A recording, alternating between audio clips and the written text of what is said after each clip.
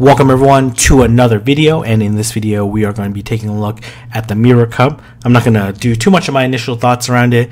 There's tons of great content creators that have already made videos on them, so I definitely recommend that you check them out. They've been blowing up my sub box, and I've been watching Mirror Cup initial thoughts videos all morning. In terms of the cups, I'm sure you're all familiar already. 7 past cups plus season 1 regionals. This video, 10-20 minutes, I'm going to spend basically going over ppokes.com article. It's titled Mirror Cup Past Metas. It does a really great job at analyzing the balance of the meta given the Pokemon, the accessibility of the Pokemon that are going to be meta, and the changes that have occurred. In a really great overall article, so I definitely recommend that you check it out and read it. So let's get started. Let's look at Boulder Cup here. So for Boulder Cup, the types are Steel, Ground, Fighting, and Rock. And you might think, okay, Rock, that means, Bastiodon, Probopass are definitely going to be used, especially since Skarmory ruled the skies and ruled everything when it came to Boulder. But unfortunately, those Pokemon are certainly going to have a place in the meta, but you have to be really careful just because a lot of people are going to be running Medicham and Swampert and other Mud Boys as potential checks to those ones. And two of the 4 types are double super effective against Probopass and Bastiodon. In terms of balance, we see a 1-star, and I'll talk a little bit about why that is the case. Accessibility 2 stars, and changes 2 stars. In terms of balance, you'll see that Skarmory and Medicham will basically rule the cup like they did previously. The major differences or the minor differences is that Skarmory has a few more viable checks against it, and then as well Medicham has gotten a huge power-up punch boost in terms of its ranking and usability, and it is almost unbeatable as a lead in the 2-shield scenario. In terms of other Pokemon that will be really viable, will be Swampert with Mudshot, Hydro Cannon, and Earthquake. With Hydro Cannon, which is going to be the Community Day exclusive move, that'll be available tomorrow. It will make it an extremely viable Pokemon and certainly contend as one of the potential Mud Boys. Other changes include Bronzong with its ability to access Psyshock, a little bit cheaper of an energy move, and then Jirachi with that Doom Desire is certainly going to put a lot of pain to a lot of Pokemon. But we'll basically see in this meta Skarmory, Medicham, and Swampert, and then checks to those Pokemon. And one of the potential interesting checks, we'll see how viable it is, will be Torterra. Torterra is one of the very few Pokemon that can beat Medicham in the 2 shields, but it's likely that it's Torterra using 2 shields and Medicham using potentially just 1. And then as well, Torterra can do a lot of damage to Swampert since it'll be double super effective against it. And then we'll potentially see some potential checks to Skarmory, whether those are hard or soft counters to Skarmory. In terms of Twilight, we'll see that the Twilight types are Dark, Ghost, Fairy, and Poison. And when you look back on the previous cups, one of my most favorite cups was Twilight, just because I found that there was a lot of balance to the cup. There was definitely a lot of team compositions and strategies that could be used, and that's still reflected here. With 4 stars for balance, and accessibility 2 stars, and then change 2 stars. One of the big changes, which is something that you can't necessarily underestimate, are the charm users. And the premier charm user right now in the early cup meta is Togekiss. Togekiss with charm is going to do a ton of damage, and then the other big change is going to be the acid spray users, including Tentacruel. And people noted before that Tentacruel was a really great closer. When shields were down, Tentacruel could basically beat virtually everything in the meta with Sludge Wave or Hydro Cannon, or not Hydro Cannon, Hydro Pump. But when shields were up, it basically flat out lost. But with Acid Spray being a little bit cheaper of a charge move, it has the ability to potentially shield bait, and then Acid Spray can also turn around an entire match. In terms of Pokemon that I think are going to be really viable, I think pick your Charm User, Togekiss, Granbull, Clefable, Wigglytuff. Lots of potential great Charm Users. I do think Toxicroak and Azumarill will have a really great place. I really like using Sableye, and I think it still can have a place, but with Azumarill and potentially Charm Users out there, it's going to be a little bit tougher to justify putting that on your team. And be wary of Dark Pokemon, Umbreon, Alolan Raticate, because of Toxicroak and Charm Users are going to definitely put a check to it. And you could also potentially see Charm Users as your counters to Toxicroak. You do have to be wary of that Sludge Bomb, as opposed to Venomoth and Golbat. But Venomoth and Golbat are also potential checks to Charm Users. So, but Togekiss also has access to Ancient Power, which is a really great coverage move against Venomoth and Golbat, and is relatively cheap in energy. So this is one of the cups I look forward to doing the most.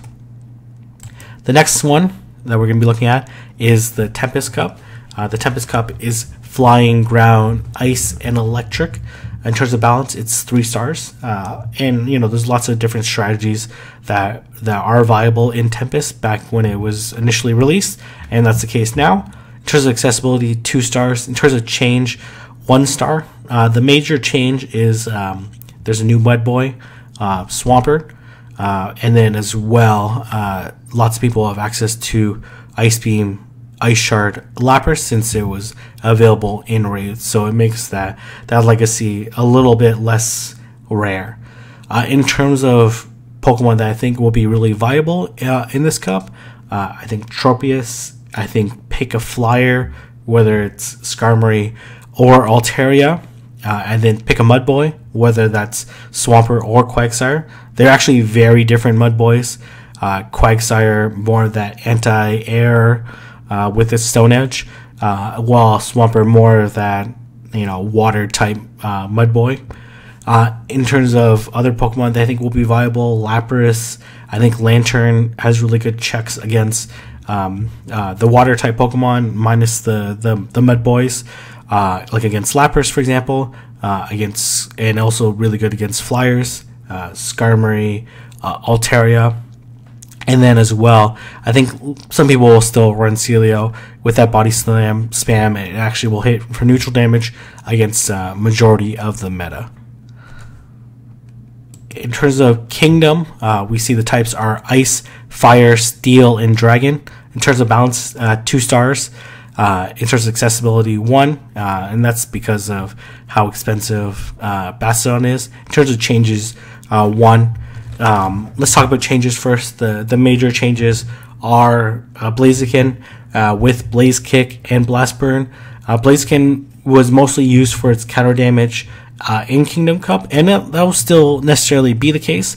But with Blaze Kick and Blast Burn, it allows it to have a wider range of attacks, where it can actually use potentially more than one charge move. And then as well, oftentimes people are worried that you needed shields with Blaziken, or you wouldn't be able to beat the Bastiodon or Lucario. But with Blaze Kick being a much cheaper energy move than the cheapest one before of Brave Bird or Stone Edge, if you were so lucky, it actually makes it a really viable option and be able to get to that charge move at least 1 turn earlier. And then as well, replacement to Bastiodon is Purple Pass, but being a little less tanky does have consequences in this meta as opposed to in other metas that we see. And then we see Bronzong with Psyshock does solidify some matchups that it would normally struggle against or potentially lose. But In terms of balance of the cup, actually, I'm surprised it's rated 2 stars because we'll still see the ball core of Bastiodon, Altaria, Lucario, and Lapras. There's no denying that those are the top 4 Pokemon in this meta. And then we'll see Anti-Lucario, Alolan Marowak. We'll see Blaziken potentially. And then as well, then we'll see a potential either those two or Steelix or Flygon, basically anti-Bastiodon, anti-Probopass. So kind of see those 4 Pokemon and anti-Lucario, 1 or 2, and then either Flygon or Steelix. Steelix has favorable matchups against Altaria as well, and the Earthquake will do a ton of damage to opposing Pokemon. In terms of the next cup that we're going to be looking at is Season 1 Championship. So let me flip this here. Or not Season 1 Championship, Season 1 Regionals.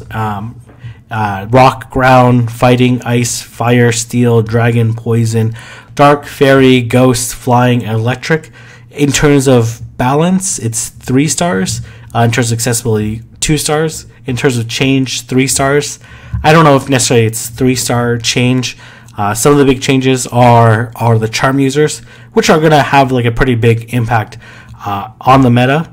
But you know, with the tanks, Probopass and Bastiodon being very prevalent, Skarmory being really prevalent, they have a little bit more of a checks in place, and as well with the introduction of Jirachi, potential another check to the charm users.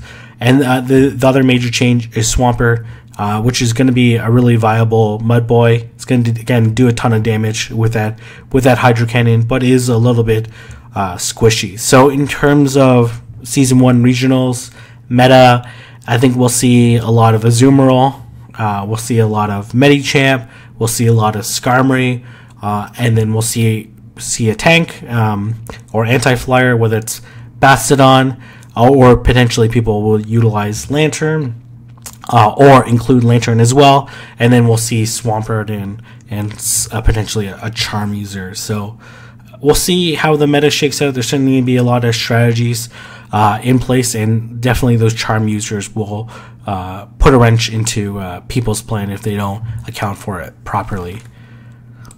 In terms of Nightmare has absolutely no balance.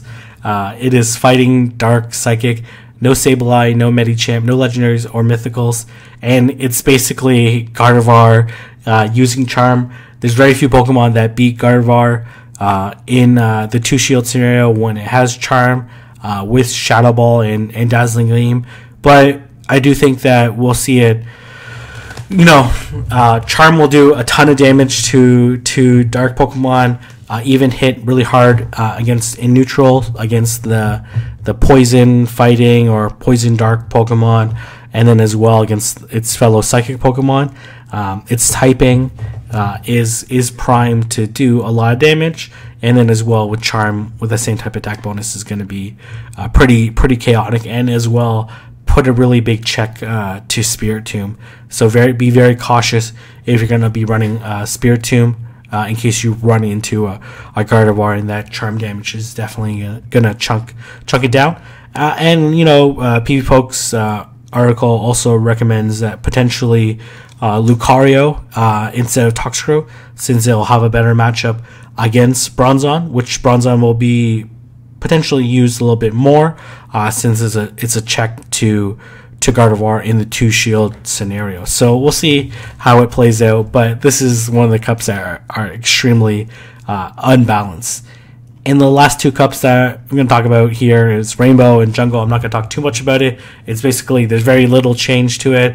Rainbow, there's Raichu with Charm, and then Jungle Cup, there's actually no change currently. We'll see if that changes over the next couple days, whether or not they introduce new Pokemon. You know, Swampert won't be available for Rainbow since it's a Generation 3 starter, so not too much changes here. But in terms of my recommendations on what your community should be hosting, if you're going to only run one single cup, these are my recommendations. So my recommended are Rainbow, because I do think it's a very balanced cup and a lot of people really enjoyed it. Tempest, Twilight, and Season 1 Regionals. Those are very balanced cups, and I think they were some of the most fun to play, and I think a lot of people will really enjoy participating in tournaments in those cups. And then ones that are okay are like Kingdom and Boulder.